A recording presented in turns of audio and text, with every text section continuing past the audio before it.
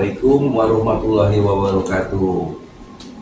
Para pemirsa, kita ketemu lagi dengan acara misteri yang selalu banyak terjadi di antara kita semua. Kali ini kita akan membahas dengan tamu-tamu saya yang ada di sini, apa sih yang terjadi pada kita yang selama ini di masyarakat. Di sini kita akan membahasnya. Ya, mudah-mudahan ini bisa bermanfaat untuk kita semua ya. Oke. Sebelumnya saya mengucapkan selamat malam nih buat Ibu Rini dan juga Bapak Soleh. Jadi saya mau tahu apa yang menyebabkan Ibu Rini datang ke tempat saya ini.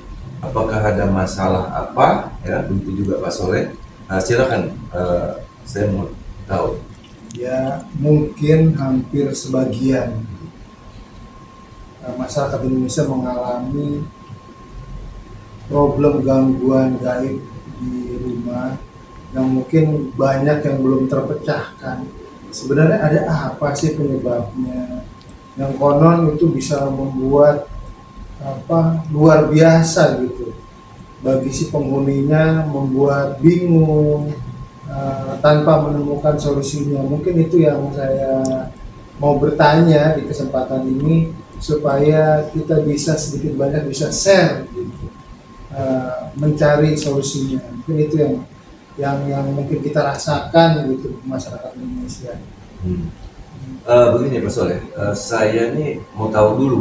Tadi kan yang sebutin Pak Soleh, maksudnya maksudnya apa yang membuat saya akan mau bahas nih, maksudnya apa yang terjadi lah, contohin dulu misalnya apa. Kadang kan misalkan orang menempati suatu rumah, tiba-tiba ada makhluk-makhluk gaib lah di rumah itu yang gak jelas datangnya bagaimana, yang menyebabkan si tuan rumahnya itu mungkin jadi ribut di dalam rumah itu, atau apapun lah yang menyebabkan rumah itu terasa panas, atau misalkan rezekinya jadi seret walaupun rezeki yang punya Allah gitu ya.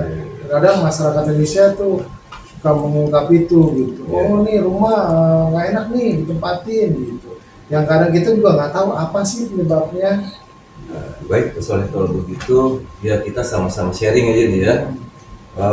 Ini panjang ceritanya sebenarnya Pak Soleh kalau kayak begini.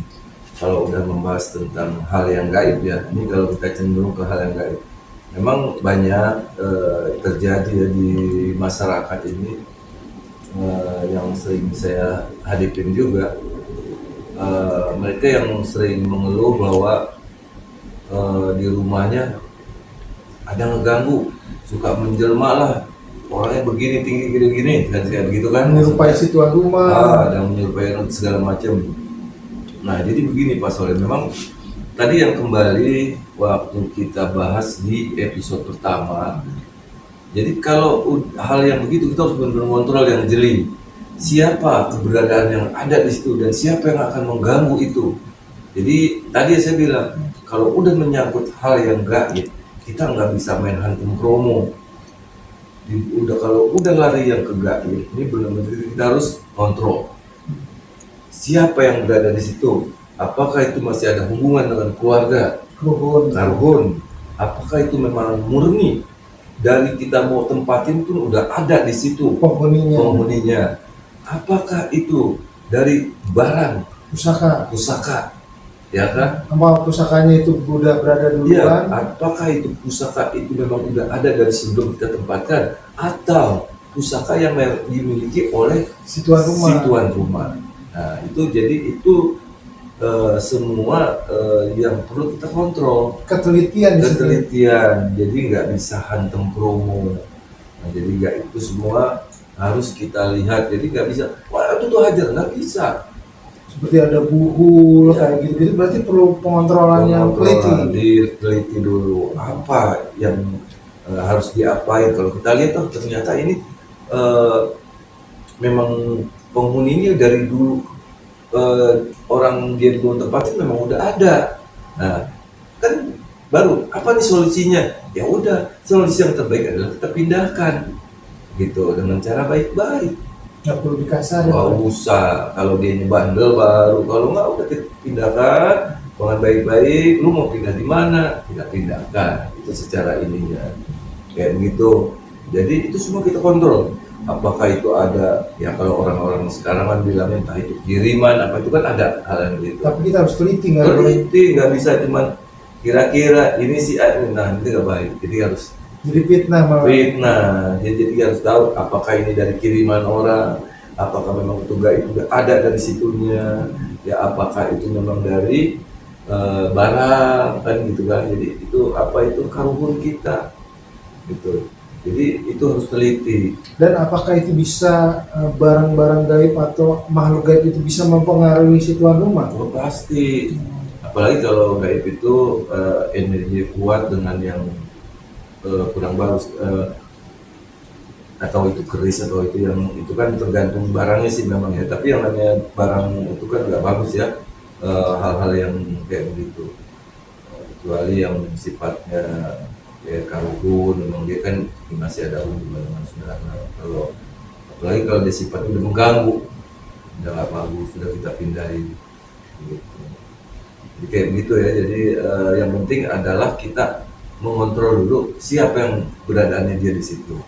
Jadi nggak bisa main hantum aja. Jadi kalau misalkan terjadi rumah itu katanya auranya gelap, pasti itu ada sesuatu hal di rumah itu. Iya, harus kontrol juga, nggak bisa memang katakan ini gelap-gelap karena apa, walaupun memang kenyataannya memang banyak ya, banyak yang ya ada kan, ada bau bangke, ada bau anyir, itu kan pasti ada hubungan dengan gaib itu. Gaib apa? Maka saya juga nggak mau menyebutkan itu hal-hal yang kayak gitu di sini, tapi itu juga banyak hubungan memang. Bau bangke itu apa? Bau anyir kayak apa itu? Apa itu? Jadi solusinya untuk mengatasi itu kita butuh pengontrolan yang teliti berarti. Betul. Biar mencapai solusi yang maksimal juga. Betul. Berarti. Jadi nggak bisa asal-asalan, nggak bisa main hantum-hantum gitu, nggak bisa. Nggak bisa main pendem, misalkan wah ini dipendem ini gitu, nggak bisa sembarangan berarti ya. Kita lebih baik mengontrol yang terbaik, nggak salah.